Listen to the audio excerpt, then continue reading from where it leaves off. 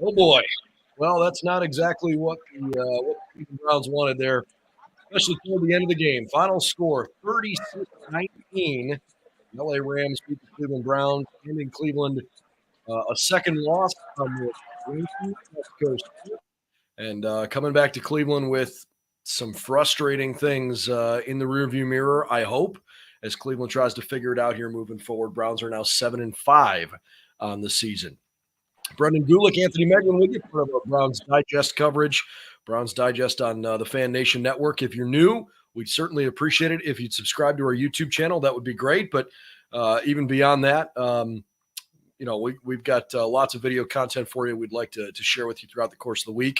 I'm coming from home today. Anthony went as a fan out in Los Angeles, and so he's getting the full LA fan experience, which is awesome. We're going to find out if you're any good as a reporter. Can you handle yourself in live action with people trying to distract you in the background? Try. Hey, we're going to try for sure. I see everybody in the background doing jumping jacks and everything, but hey, let them. They got the win. It's a lot of Rams fans behind me. I see my mic going in and out. I know I got some people cheering behind me, but what a bummer, man! Just what a total bummer. It's not a bummer that I traveled across the country to come watch it. It's a bummer that what we just watched. I mean, it was tough. Just a tough loss. Well, let's start with Joe Flacco, right? Because that was the conversation coming in. Was sure. The Browns are starting a fourth different quarterback this year, and how would it look with Flacco 2 weeks into this thing, or just less than 2 weeks in, being forced into action? The reality is, I thought up until maybe the last two series, I thought he looked pretty decent.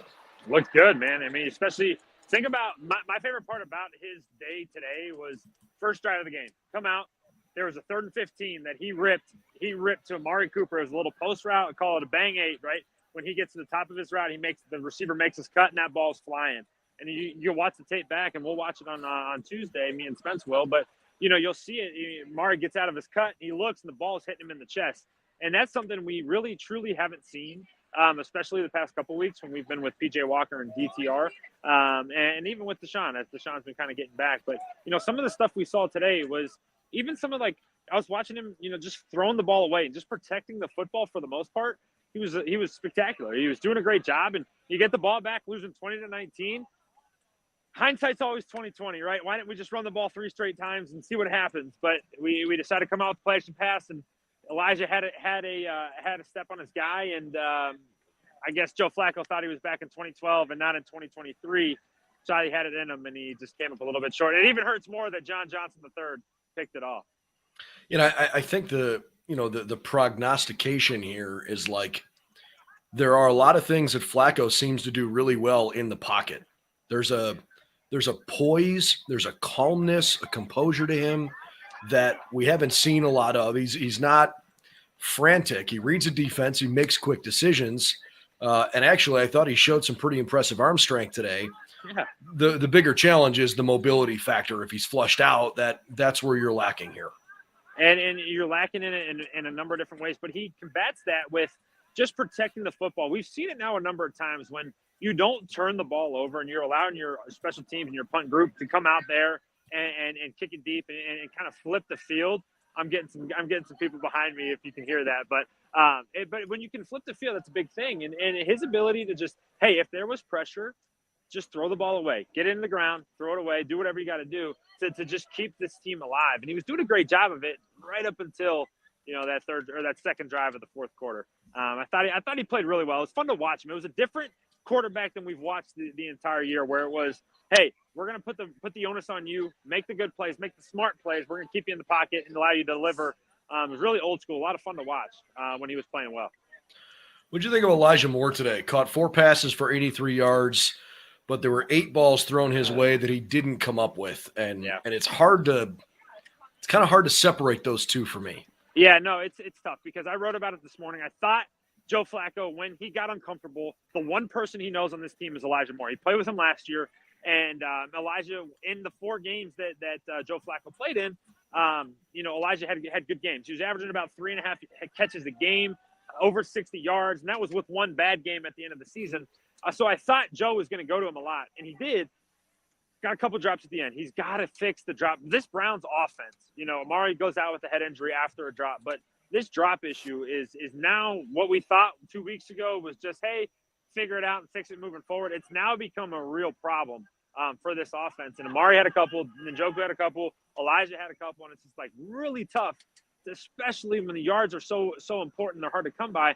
It's hard to get going with drops like that. And Elijah had a couple today that were just really painful to watch, painful to see. All right, I'm going to bring up an unpopular topic at the moment. It's the Browns defense. Oh, man. We've been talking about this group for for several months now as this vaunted defense, number one in the NFL, all these flowery positive things. I'm having a hard time believing that just simply Denzel Ward's absence has made this group from incredible to like human. Again, I'm not an X's and O's expert the way you and some others are. I don't think MJ Emerson had a great game today. That's kind of my gut reaction watching the game was like, man, tough day for 23. And beyond that, I mean, I know LA hit some chunk plays, but I mean, man, they were averaging 6.5 yards per play. Like that is not going to cut it. Hey, I appreciate the expert tag you put on my head. I don't know that I call myself an expert, but what I would say is this: the actual truth of the Browns defense. They have some great stats, okay, and they're really anchored by about 4 or 5 games where you faced an injured Joe Burrow in week 1, you faced Ryan Tannehill who got benched, you faced Kenny Pickett twice, who Kenny Pickett gets you once, but both games statistically weren't great. Then you faced Clayton Tune against the Arizona Cardinals. That's 5 games in a season now that's 12 games deep that aren't against quarterbacks that, in Joe Burrow's case, Joe Burrow's a great quarterback, but he wasn't healthy when he played. But Sure. The other 4 are like, hey, you're really throwing out a quarterback against that's a talented defense, but the stats get super inflated from that because of what you're facing. We're now starting to see it when you go to Russell Wilson last week, to Matt Stafford this week. And it was more than just the Puka Nacua big touchdown down the seam, which was a great throw and a great concept they had up. It was just more than that, man. When you're able to complete the ball at ease, and the Browns' defensive line was totally neutralized today, just totally neutralized by game plan and by quarterback. And when you get that, you don't have much on the back end to kind of supplement it, and it makes it really hard. This is, I don't want to be prisoner of the moment. Yeah. This might be the most deflating loss of the season for me. Yeah. Right? I mean, it's not the most emotional loss. You felt the Pittsburgh loss early in the year, the Seattle loss, like those really grinded at you for sure. This one's a little deflating because it's like even more than last week. Because for me, it's like it's the second game in a row of, you're dealing with a lot of injuries and it feels like you've been exposed a little bit. And you're probably coming home to play a Jaguars team that at worst is going to be 8-4. And frankly, I kind of expect them to beat the Bengals on Monday Night Football tomorrow. So you might have a 9-3 team coming in here next Sunday. And, it's amazing how the team doesn't do this, but it feels like that roller coaster of, man, we'll never lose again. Things are great. To now it's like you've dropped 2 in a row. You're playing a really good team who is going to present some really interesting, unique challenges that we'll get into this week. But like, it's not slipping away in its entirety, but this is probably the biggest adversity, in my opinion, the Browns have faced now in probably 2 months. The combination of you've lost back-to-back games. You've been on the road now for, like, what is it, 8 or 9 days since you were last in Cleveland. And you've come back to the pack a little bit. We're going to see what this group is made of. No, you truly are. And there's a million things kind of flying through my head right now. One of the biggest is you had an opportunity today, not only to beat the Rams, but with Pittsburgh losing to Arizona, you really had a chance to take a step up, right? And to get in front of them and really just kind of put them away. Like, you don't want to be dealing with Pittsburgh as the season kind of continues. They're going to be there, but you want to just get them in your rear view. You had a really good chance today to get to 8-4, to come back with the 2 wild card teams behind you, with Pittsburgh and Houston now at 7-5, and be like, hey, we control our own destiny. It's really, truly, Brendan, in my opinion, and this could change, but right now it's really a race to 10. Like a team that can get to 10 wins is going to be in good shape. And you look at our schedule, right? It helps that the New York Jets lost today, because you're hoping that Aaron Rodgers just doesn't come back. Like, if he comes back, Right. You got a problem in your hands. But they lose today, they're eliminated from the playoffs. You got the 9-3, potentially 9-3 Jaguars coming to town next week. That ain't no walk in the park. Then Nope. you're going to have the Bears, which you need to get a win. You got the Jets, you got the Bengals on the road, which you could do, and you got a couple mixed in there that are like, hey, we have to get wins. You have to find them. Today was a great day to get a win, especially you're trailing 20-19. The missed extra point was so deflating. Like, you could feel it in the stadium. It was like, all right, here come the Browns. Boom, they're rolling, they're coming back. Boom, they missed the extra point. They're like, same old Browns. And then the next time we touched the ball was an interception. It was tough, but it's like, hey, we're getting to 5 games left.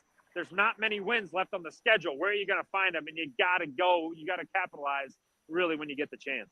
Yeah, and the reality is, because of the way the NFL is set up kind of as a league of parity, you sort of looked at the schedule at the beginning of the year and you're like, oh, perfect.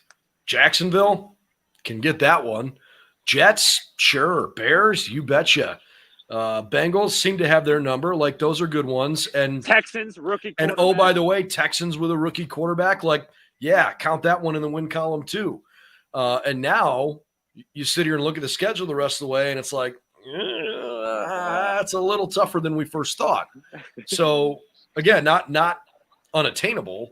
And each of those opportunities exist on their own, right? It's not like just because you've lost 2 in a row that bang, the season's over here. Like, it's going to be a long flight home, and it's going to be a frustrating flight, but there's a chance to get right against a team that will have had one fewer day to prep for you when you get back home. So again, like, this is not like sound the alarm bell, panic, pull the fire alarm kind of loss.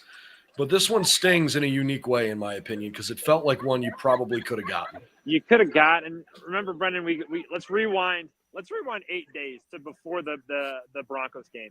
You need to come out west and at least split. Like, if you do anything in your power to split those games, you're going to be in good shape. Come back home 8-4, you're feeling really good. But you lose DTR, then Joe Flacco's got to start. He looks good. The defense kind of let you down today, and you're like, man, this team has been through so much. So many injuries, so much this, so much up and down, and great wins and bad losses. And you're like, hey, let's just split these games and move on to this home stretch we got coming up. Unable to do so, and it's a punch to the gut, man. It's a tough loss for this team that's really got to kind of buckle down and find some wins here in this back month of the year. It is, but I think and just trying to be like somewhat level-headed, objective about this, if we rewind 4 games ago. You look at that Baltimore-Pittsburgh stretch, and you were begging, and I don't mean you personally, but just in general, like, get one of these 2. No, right? Personally, I was begging for it. I was like, we need a split. So you get both of those, and it gives you a little wiggle room. 7-5, the season's not over, man. Like, It's okay, but you don't have a ton of margin for error here, because you got some tougher games than we realized coming down the stretch. And we can look at it now too. Like, you got Houston, they're going to be a factor in the wild card. You got a game coming up against them on Christmas Eve. You got the Colts, who won today. That was the one you were watching. You were like, hey, this could be great if the Titans beat the Colts, and they had a chance, but Colts score in overtime, get the win, and then it's Pittsburgh. Okay, so those are kind of the 3 teams. And then those 3 teams are vying for 3 wild card spots. You got the tiebreaker over the Colts. We'll see how things shake out against the Steelers, and then you got the Texans coming up here in a couple weeks. Christmas Eve, I'll tell you what, that's going to be the game to circle. If they can just limp through these next 2 weeks, get through them, get a win or 2, get to Houston with a chance to kind of clinch that wild card spot. All right, final thoughts from being on site, watching the team play in front of an interesting crowd. We were texting about it. I wanted to get this off. I was hoping to get it off in a win. Man, I tell you what, I'll rate that football atmosphere, not just like this stadium is a spaceship. It's got every dollar pumped into it. That atmosphere was horrible. I would rank it below. I go to football games on Thursday nights, Friday nights, Saturdays, Sundays. I've seen a million football games in my life. That was the worst atmosphere I've ever seen. I mean, on the countdown, Brendan, the countdown to kickoff wasn't even countdown to kickoff. It was called countdown to showtime. They don't even know what it wasn't even to game time. It was to showtime. Just a totally different place, totally different world. It was fun to be out here, though. I'll tell you what, this stadium is unbelievable. And the fans were fun. The fans I got to sit around. We're gonna get one here. We're gonna get a live Rams fan. Boo! No, this guy's great. They love Browns fans. Oh, I love it. No, it's awesome. No, Awesome. It's awesome. We had a lot of fun, especially the guys that I got to sit next to. We're a lot of good time, but just a different atmosphere, especially compared to Cleveland Browns Stadium. Yeah. All right, we'll wrap it from there. Not a great ending. Some good moments for sure, but overall a frustrating day as the Browns lose by a final score of 36-19. Plenty more to come on BrownsDigest.com. We've got more video coverage coming for you as well, especially as we break down this one over the next 48 hours and eventually turn the page to the Jacksonville Jaguars, who are coming to Cleveland next Sunday. For Anthony Moeglin, I'm Brendan Gulick. Thanks for hanging out with us for a little bit here on Browns Digest. Hope to see you over on the website real soon. And again, please subscribe to this YouTube channel for the latest news and info on the team.